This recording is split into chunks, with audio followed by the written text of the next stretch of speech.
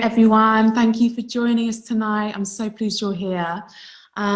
So having a little technical glitch at the start, but I think we're all right. If anyone is having an issue with sound at all, if you're struggling to hear me or anything like that, my assistant Karen is here. You can't see her, but she's in the background. So any kind of technical stuff, feel free to drop her a message and I'm sure she'll be able to help you out with that.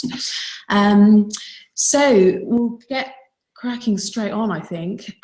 So tonight we're going to be talking about holistic habits for energy, for weight control, and for happiness. I had a look through the attendance list, and I think I pretty much know everyone in some capacity, which is lovely, so thank you all for coming. But just in case there's anyone who I hope who doesn't know who I am, my name's Rosie Letts. I'm a nutritional therapist and functional medicine practitioner. I hold a first-class degree from the University of Westminster and I practice in Bristol, but I have clients all over the world through the wonders of Skype. And I'm a lecturer in nutrition at the College of Naturopathic Medicine as well. So I do what I do really because I believe that nutrition is a very important part of optimum health. I don't think it's the most important factor, and people are often surprised when I say that, but I don't. I firmly believe that being a part of a community, feeling like you have a purpose, having a sense of love and belonging is much, much more important to our health than what we put into our mouths. I also firmly believe that factors that we can't really control as well, like the quality of the water that we're drinking and the air that we're breathing, are vitally, vitally important to our overall health. But the thing that I love about nutrition is that it's a really important piece of the puzzle which we have almost complete control over. So we have this thing that we do 3, 4, 5 times a day, and by fine-tuning it, by making that practice more effective, more nourishing, we are able to really significantly impact our health. And the most amazing thing is that when our nutrition is right, it has a big knock-on effect on other parts of our lives. So when our nutrition is good, we're much more likely to make other positive changes. I call this the wellness cycle. So you've probably all been in a situation where you've had a kind of a negative health spiral. So perhaps you've been doing pretty well, but then there are a few too many parties and you end up a bit hungover and then get a virus, and then everything kind of starts spinning out of control and you stop going to the gym, and before long it's winter, and we've all experienced it in some kind of capacity. This is the opposite of that. This is when you are not feeling at your best, but you make the effort to do something good for yourself, just a small thing, just one little thing. So I use the example of getting up in time to make yourself a really good, nourishing breakfast. So rather than just grabbing coffee on the way to work, you actually sit down and you have something really nourishing to eat. And the effect of that is that by the time you get to work, you're feeling more motivated, you're more focused on the task, and you actually have a lot more energy. Which means you're far more likely to notice that it's a really nice day and you could go out and have your lunch in the park rather than sitting hunched over at your desk. So you do that. And the fresh air does you a lot of good. And so when you get back into the office, you're feeling more sociable. You're kind of talking to co-workers that you don't normally have much banter with. You're enjoying your day more. And that makes you more likely to think about other things you could be doing with your time. So perhaps you decide that when you're going to get home, you're going to cook for your partner, actually make a bit more of an effort tonight. Or maybe it's just instead of watching Netflix all evening, you're going to read, or you're going to go to a yoga class. Do you see what I mean? So once you've had this good day, it's much more likely that the next day is going to be good. And then after that, it's much more likely that you're going to make more positive changes and the next day is going to be good. So much of my job, it isn't about kind of writing these crazy transformational plans for people. It's just about working out where I can interject with small positive changes that are going to have a knock-on effect. And that's what I really love doing. So a question I get asked a lot is, what does optimal nutrition actually mean? If you've known me for a while, you've probably heard me say before that there is no such thing as a perfect diet, and there's no such thing as a diet that suits everyone. We're all different, we all need different things. Optimal nutrition is eating in a way that supports your body to function at its best.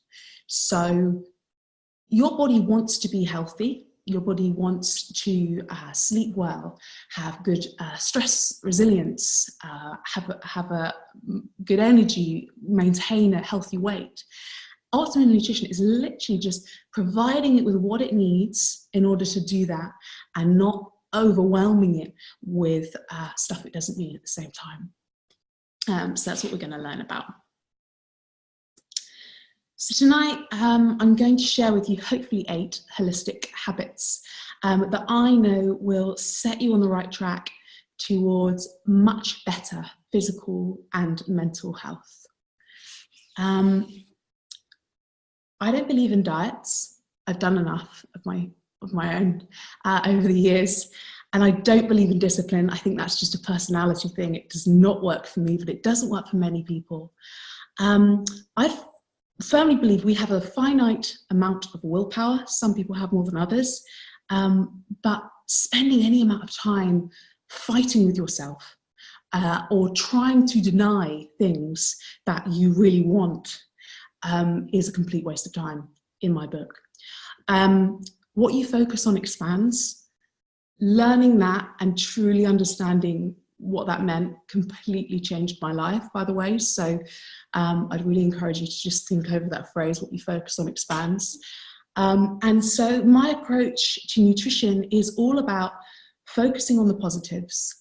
It's about introducing you to small, enjoyable changes that are going to create really powerful long-term results over time. If you are kind of, if you listen to what the media says, and if you kind of, I don't really watch the news, but if you watch the BBC and listen to what's going on, you've probably, nutrition's important nowadays. People are talking about nutrition, and there are quite a lot of public health messages out there, but I find them really, really simplistic. So they always seem to focus on one thing. So it might be calories or cholesterol or macronutrients, too much sugar, too much salt. There's always an enemy. And what it does is it just reduces our understanding, and it kind of, it looks at nutrition in a really kind of blinkered manner. What you're never told is that nutrition, the food that you eat, regulates every system in your body. So your hormones are made from the food you eat.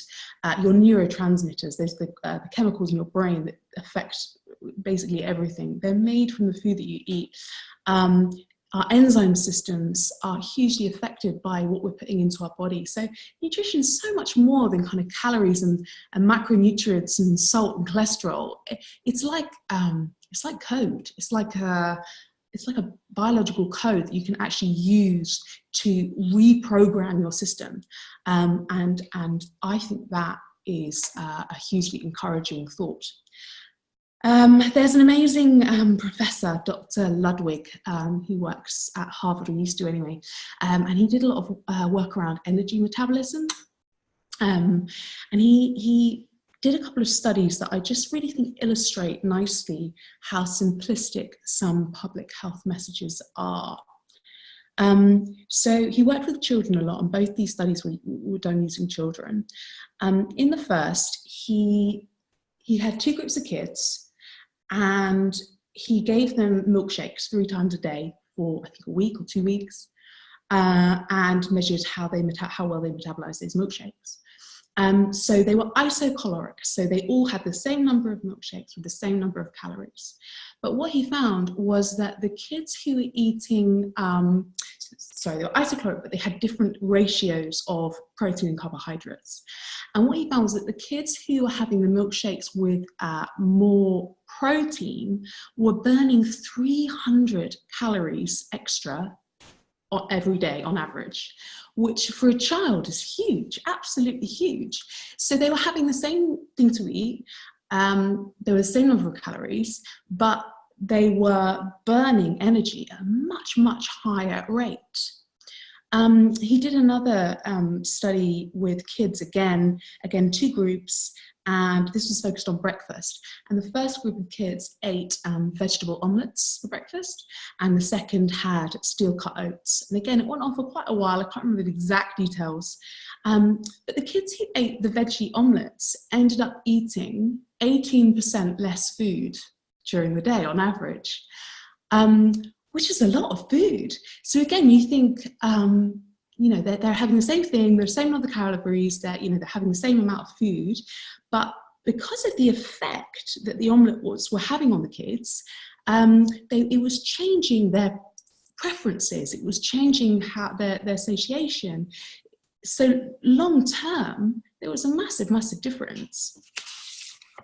So I want you just to always remember that food is so much more than calories, or cholesterol, or salt. It's code, it's information, and we can use it to program our bodies, basically, for success. Okay, so I'll move on to the first of my habits. This one's about breakfast. So in my clinic, I often work with people who are struggling to lose weight. They often have low energy, they often have poor sleep patterns, and one of the things I always do is I always ask people to submit a food diary before they come in to see me, just so I can get an idea of what their kind of typical dietary pattern is like.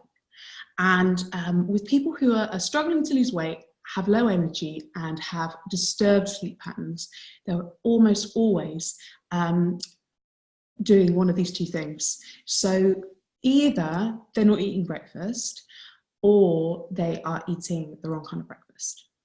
And I understand that breakfast is a tricky one. Everyone knows they should eat breakfast, but it's one of those things that it kind of takes a backseat in the morning. Everyone's busy in the mornings these days. We've got loads of other stuff going on, and it's easy to kind of just grab a coffee on the way to work. A lot of my female clients haven't eaten breakfast for a decade or more, and feel like actually they function pretty well on it, and also they're trying to control their calories anyway, so having an extra meal doesn't sound like a very good idea. I just want to assure you that with working with over 1,000 clients now, and I've been doing this for 10 years, everyone, pretty much everyone, functions and feels a lot better when they eat a well-balanced breakfast. It's as simple as that. So the saving calories thing is an interesting one. I kind of understand that, but it's flawed logic. So what happens, and the research proves this over and over and over again, is that if you skip breakfast, you eat more during the day. Not only that though, you eat more during the day, and your metabolic rate is lower because it's breaking the fast at the right time with the right kind of food that it kicks off your metabolism. So if you fail to do that, you're going to eat more, you're going to crave the wrong kind of food, and your metabolism is going to be slower. So all around, it's a bad idea.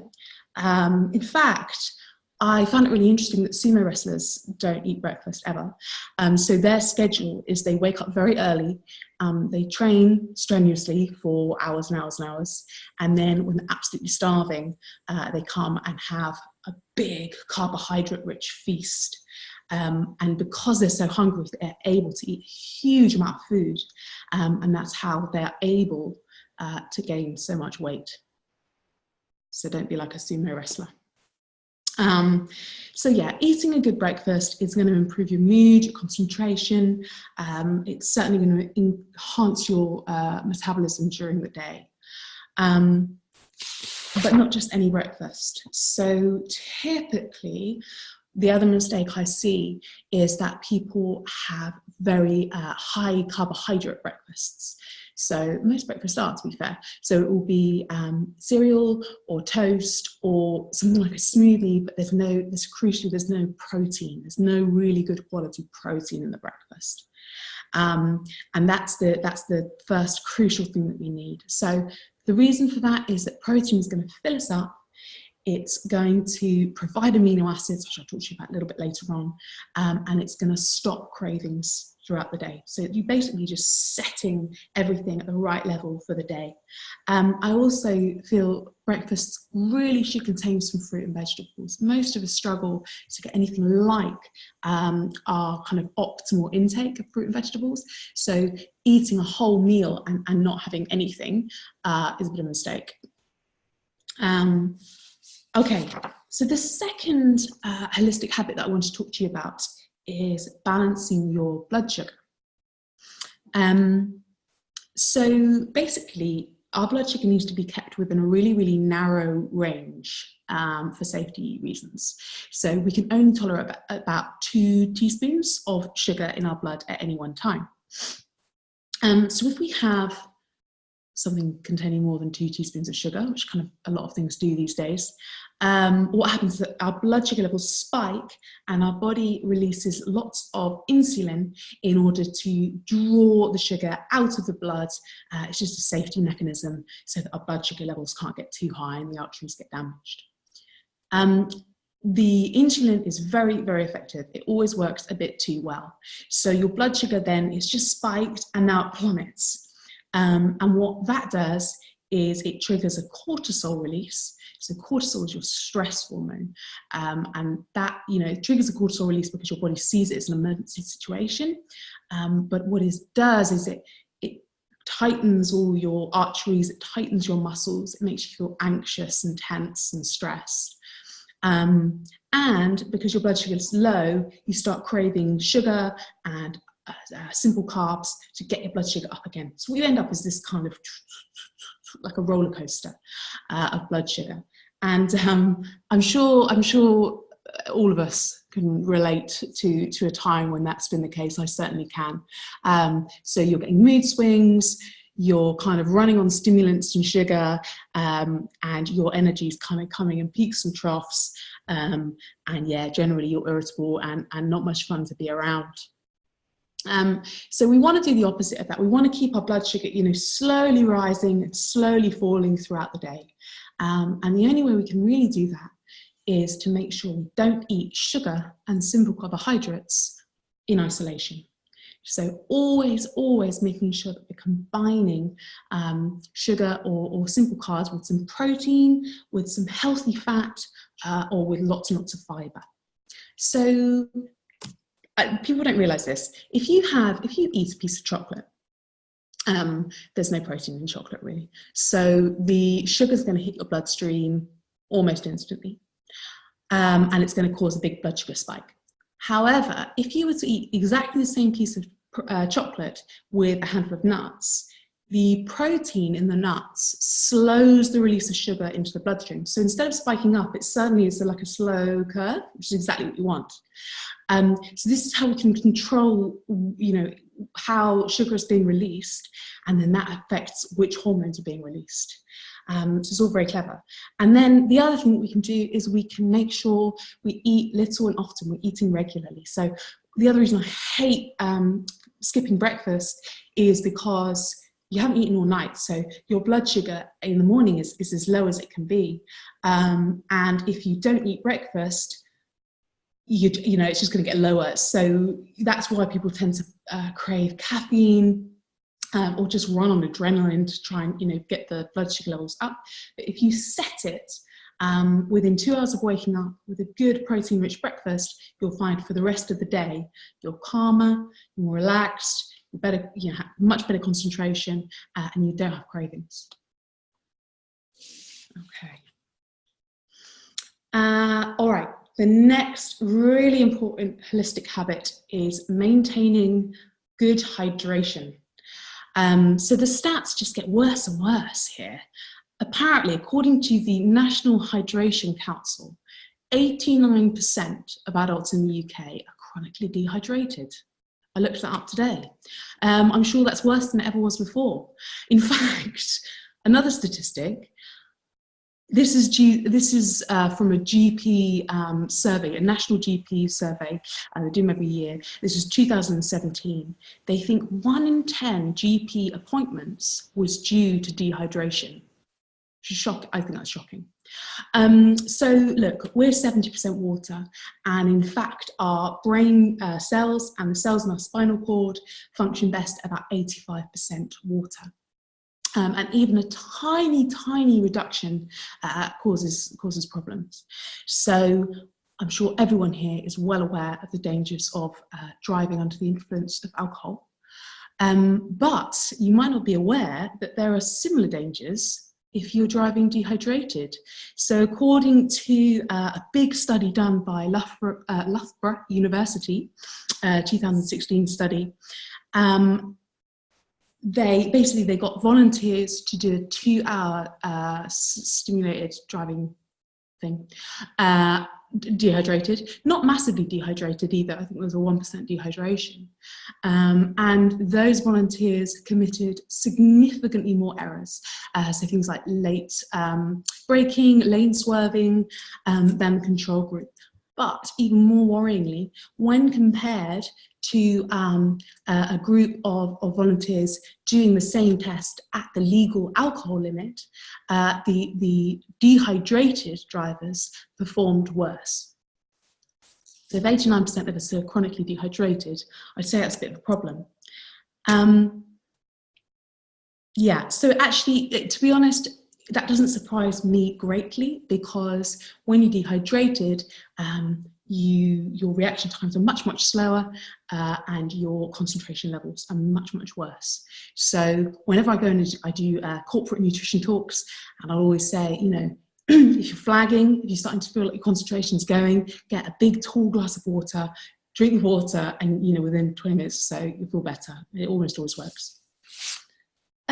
So I appreciate this is something that's kind of easier said than done for a lot of people. And one of the problems with hydration is that dehydrated people don't feel dehydrated. So I see this time and time again. The hypothalamus is what controls our hunger and our thirst signals.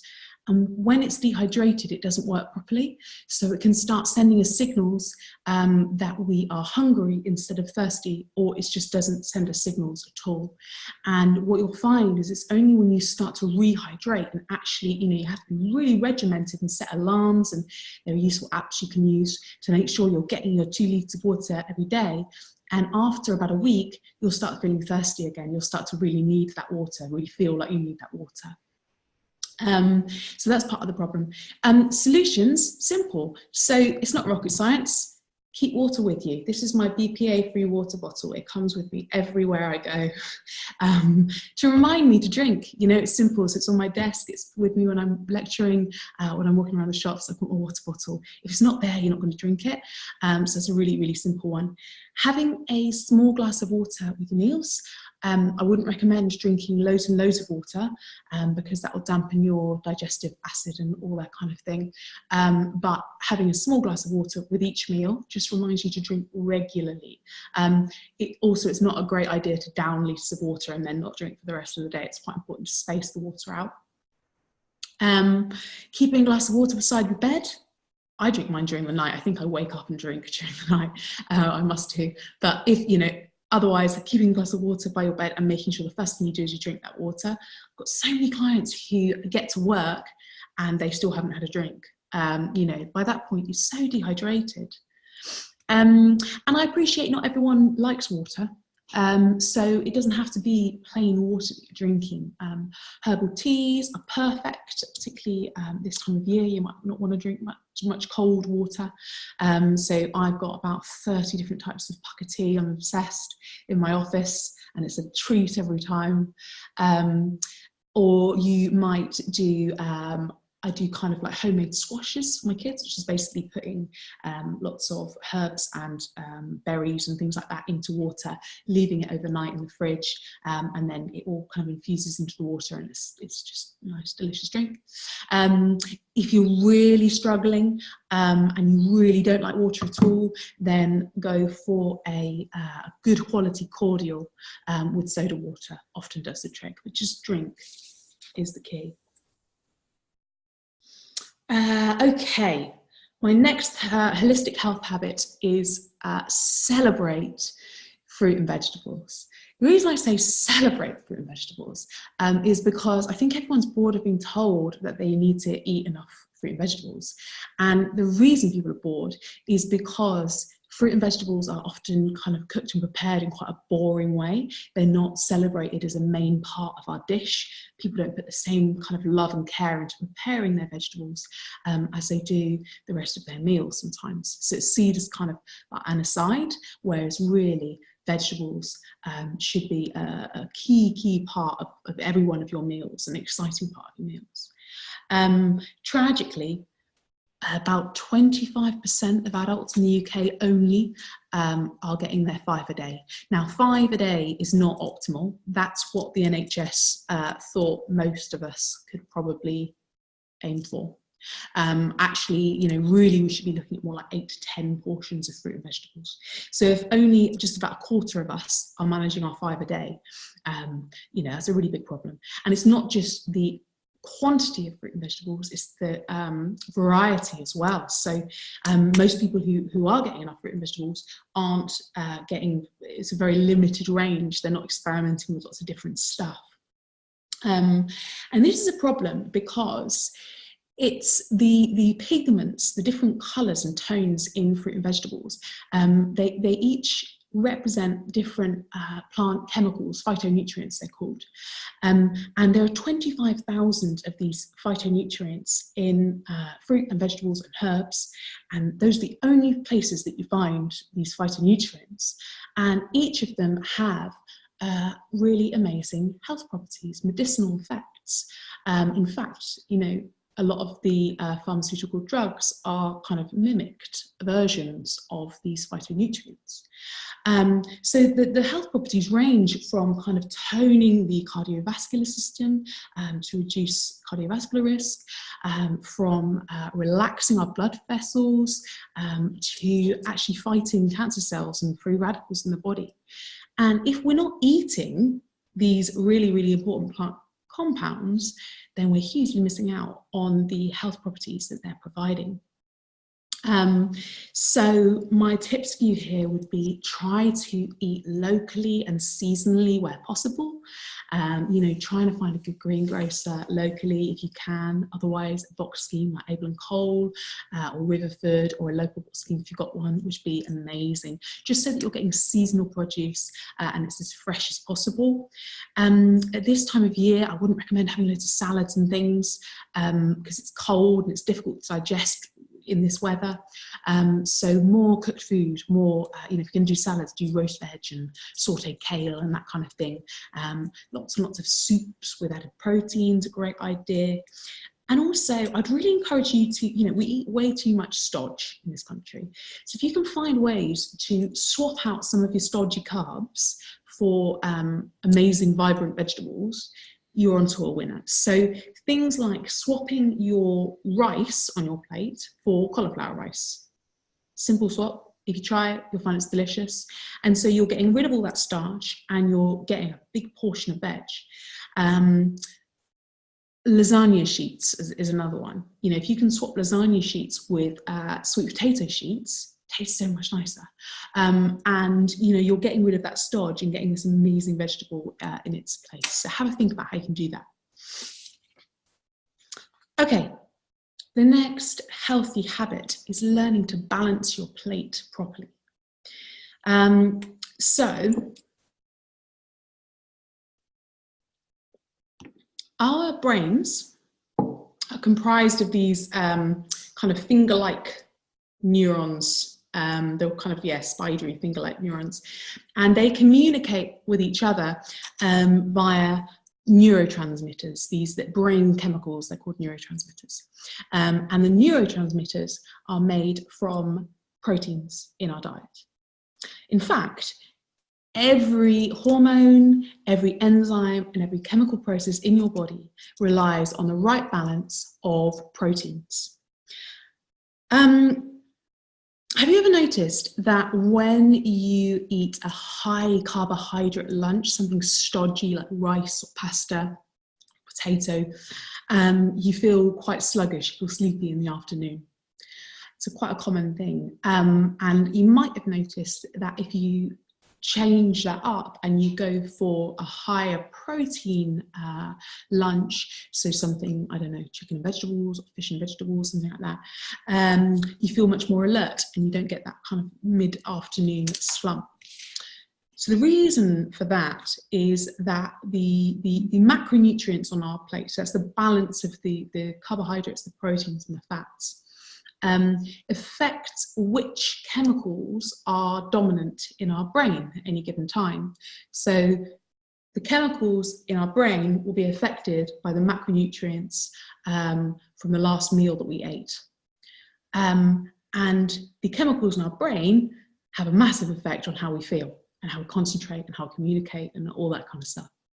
So carbohydrates make us sleepy because they increase a protein called tryptophan in our brains.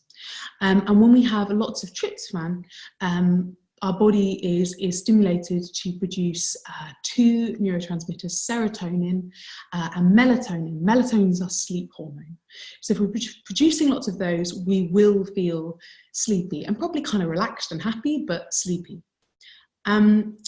By contrast, protein-rich meals promote lots of tyrosine in the brain, and tyrosine is a predecessor to norepinephrine, which is a different brain chemical, and dopamine. And these neurotransmitters are responsible for energizing us, increasing our focus, making us feel alert. So they have really, really different effects. And just by having less carbs and more protein and some veg, you'll notice if you do get an afternoon slump, or even if you don't, I think you'll notice that you're more productive in the afternoons, you feel brighter, you feel lighter. So it's definitely worth playing around with that. Most people don't get enough protein. That would be my verdict, looking at hundreds and hundreds of food diaries. Most people don't get enough. And those who do usually are getting a big dose of animal protein at some point during the day, and then not much other protein. So it's kind of, it's either not enough or it's too much of one sort and not kind of spread out properly. Really what we want to see is lots and lots of plant-based protein, as well as animal protein. If that's, if you eat meat and fish and veg and that kind of thing, that's fine. But lots of plant-based protein and spread out evenly. So every meal I'd like to see have some plant-based protein, and making sure you're kind of getting enough over the course of the day. So good proteins, we haven't got time to really go into this, but good proteins for you guys to think about are quinoa, which is acts like a grain, but it's actually a seed, so it's very high in protein. Chia, great in breakfasts. Things like lentils and beans and pulses, things like tofu, certain nuts and seeds. Just see how you can get more into your meals, and that will be really, really beneficial. Okay, so there you have it. Those were my holistic habits for energy, weight control, and happiness. Now, obviously, there's so much more that we could talk about, but I just think that those few things are going to be easy enough to implement, and you'll start to see really, really great changes when you do. Now, if you're finding the level of information a little bit overwhelming, or you're thinking that's all great, but actually implementing that is going to be quite challenging, then I completely understand. I've given you loads of information, and I hope you've enjoyed my insights. But actually, if you were to go away and try to form all of those habits tomorrow, I think there's a really good chance that by Christmas you wouldn't be doing any of them anymore. And I know that sounds really negative, but there's a science to making habits and breaking habits. And there's nothing more frustrating than kind of setting yourself up for a failure. So I wanted to take some time to share some advice on how you can actually make these habits stick, so that they are long-term habits rather than kind of short-term things you trial for a week or so. So my first piece of advice would be dream big, but act small. So it's so important to have a big vision for what you want for the future for your health. And so, you know, if you've got like mad weight loss goals, or if you, I don't know, if you're fighting an illness and that's where you want to be, fantastic, like have those big goals, definitely. But then it's really important to break it down into small, manageable chunks and attempt them one at a time. So what I would say with those habits is don't do all of them tomorrow. Pick one that really resonated with you. So say if you're thinking, oh, I haven't eaten breakfast or not a proper breakfast in ages, choose breakfast and really focus on researching the best breakfasts, finding out what you like, playing around with combinations, experiencing how it works in the morning, and you know, whether you've got time to prepare or whether you need to prepare something in advance, and really nail that habit. And once you feel like you've got that, and you can do that, you can carry on with that, then introduce the next one. By doing that, you know, leaving at least a week in between each new habit, you're far more likely to sustain them long term. The second thing I would say is plan for obstacles. So life's full of obstacles. Things are bound to turn up, you know. It could be illness, it could be not, it could be work stuff, it could be a holiday or a wedding, or, you know, whatever it is, Christmas, stuff comes up. So that's not a problem. It becomes a problem when you haven't prepared for it. So when you haven't tried to develop a plan for what you might do in that circumstance. So if you are going away for a week, you're probably going to eat differently, and that's absolutely okay, but just have a bit of a strategy for what you think you're going to do when you're away, even if that's completely go back to your old ways.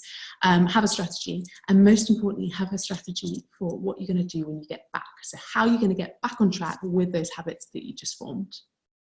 The third thing, possibly the most important thing, is to create accountability and support. So all the research shows that you're far more likely to succeed in forming these habits if you have people watching you and supporting you. So I would always say, you know, confide in someone you care about and who you respect that you're going to be doing this, and ask them for positive reinforcement and accountability, and that will really help. Okay, so most of you know, just over a year ago, I launched Reinvent, which is my online nutrition and lifestyle program. My clinics were filling up, and I wanted to help more people, and also I wanted to create a more comprehensive service for my clients where I could have all the resources and tools and recipes and meal plans and everything in one place, so that, and without that cost barrier of having to keep coming back and seeing me in the clinic, so that people could just, you know, get on and really achieve their goals and have all that support in one place. So as a thank you for all your support, I have a very special offer for you tonight. But first, I want to show you a little video that I created of the inside of Reinvent, just so you can have a look around, pressure-free, and see why I think it's going to be so useful for you to help you achieve your goals. So Karen, would you mind sharing this video?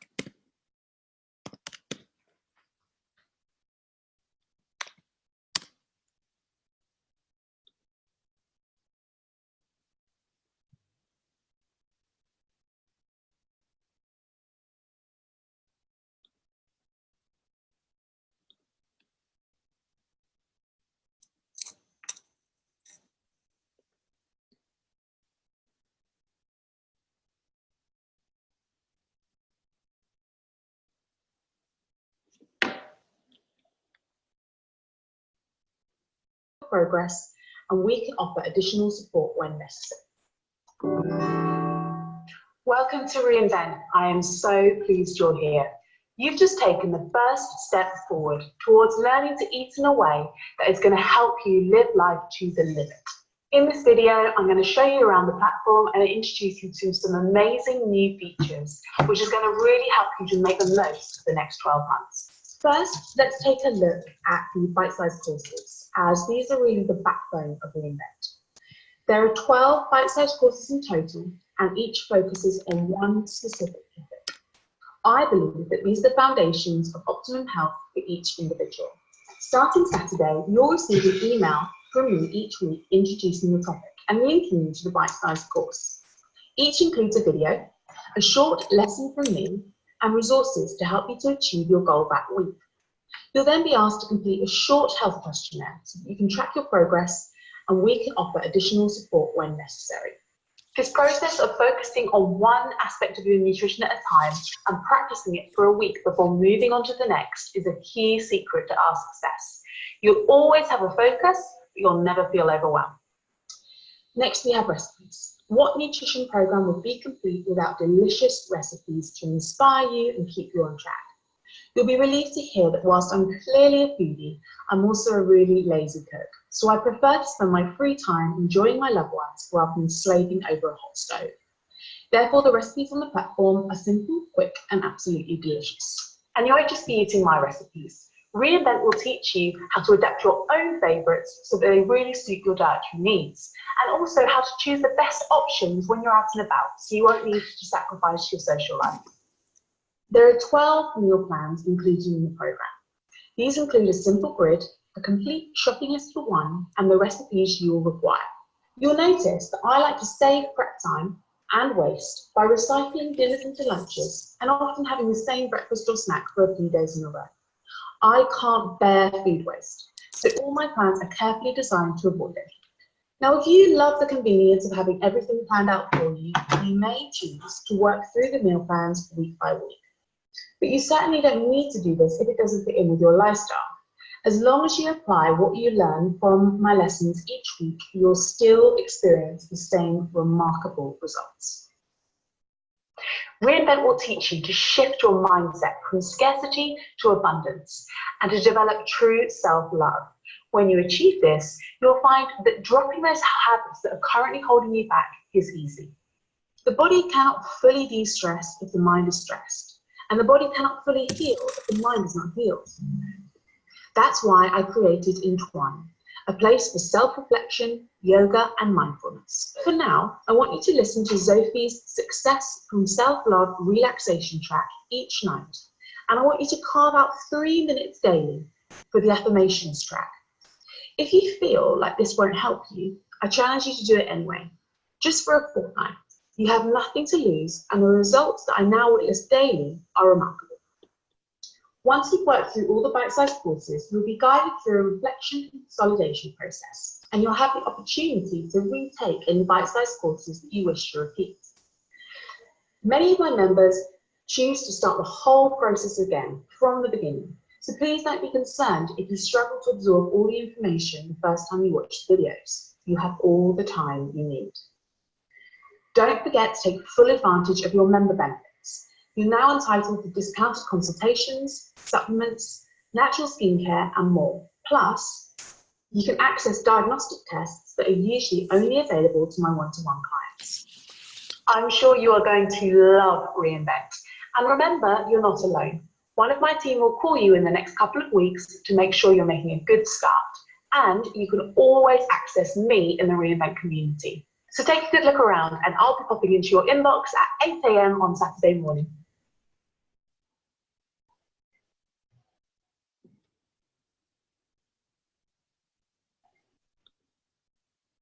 Okay, I'm back. Can everyone hear me? Karen, thank you so much. And guys, thanks for bearing with us with that little technical glitch there. The sound quality wasn't very good on the video, but I'll send you a recording of it in the email if you do want to watch it again. We have time for questions. I've left time at the end, so please do submit any questions below. If not, or if you have questions that you don't particularly want to ask now, but you want to ask another time, feel free to get in touch with me, either by email or by Facebook, or whatever works for you. So Reinvent has enabled me to help a lot more people. It's around 200 people on the platform at the moment. And I'm constantly developing it and improving it as I learn more about what you guys need to help you make these changes. So tonight, my special offer for you guys is a whopping 20% off the entire program, which means that tonight, the entire 12-month program for you guys is available for just £199. Basically, if you just use the code REINVENT20 at the checkout, you'll be able to access that code. It is only going to be available for the next few days. I think the 30th of September. Offer has to come to an end, and I'm not allowed to do any more offers from now on because I've partnered up with some amazing people who are going to make the platform even better. So, by being here tonight, you guys have really demonstrated that you are committed to improving your health. And that was just a little gift that I wanted to offer you. So I'm going to have a quick look at the comments and see if anyone's got anything for me. Emma, keen to stop snacking in the evening. Any tips? Good question. Yeah, so the key really to stop snacking in the evening, I think there's two things. One of them is to make sure that you are satisfied, completely satisfied with the food that you're eating during the day. So one of the reasons that I see a lot of people kind of overdoing it in the evenings is because they've actually restricted themselves a bit in the day. I don't know whether that's true for you, but particularly if you have kind of irregular eating patterns, so if you're skipping certain meals, or if certain days you're trying to eat fewer calories or restricting certain things, that can be a big player, and so the evening kind of becomes a bit of a binge time. Another thing that is really important is making sure you've got other stuff going on. If you're just going home and sitting in front of the telly, then potentially you're not really feeling fulfilled, and therefore eating becomes a way to kind of occupy you, really.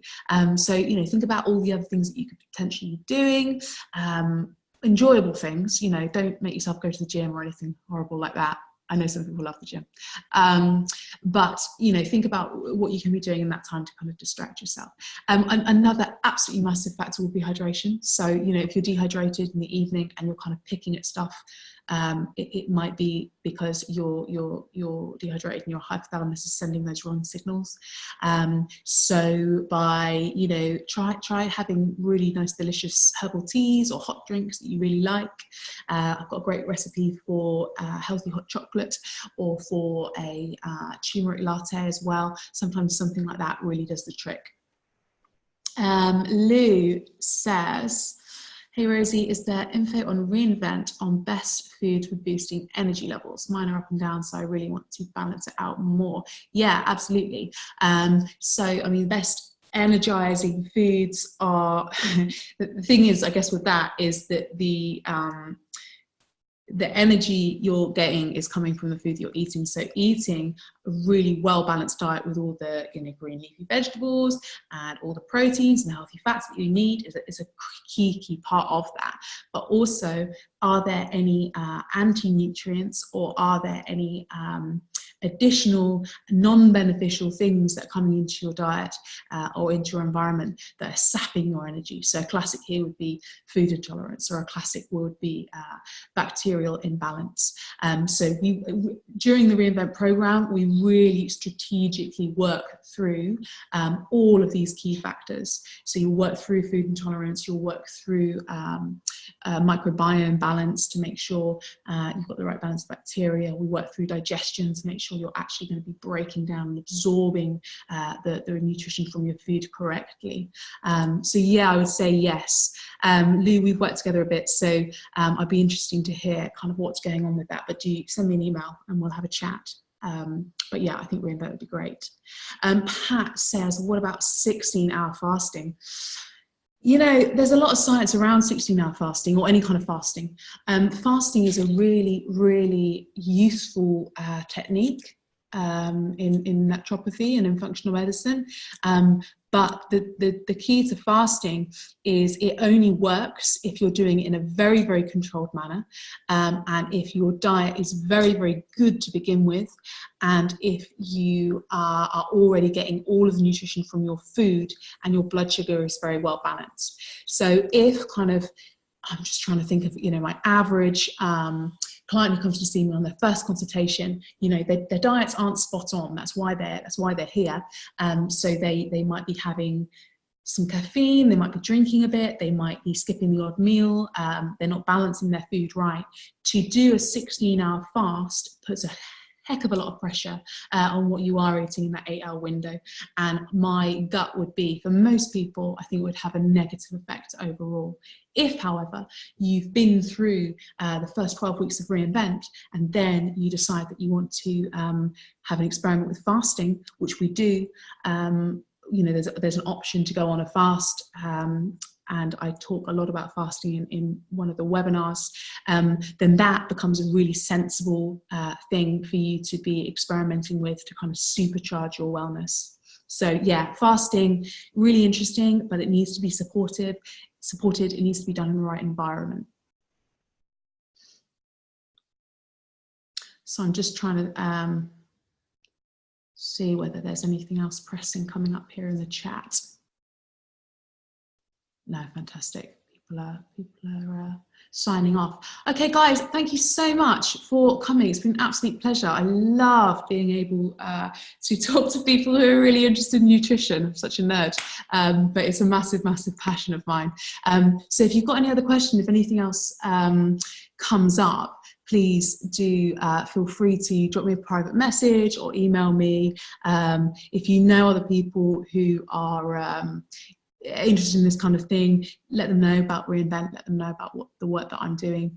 And I hope to meet you all personally, if I haven't already, at another event soon. I'll keep in touch and I'll let you know what else is going on. Thanks so much, guys. Have an amazing evening, what's left of it, and we'll talk soon.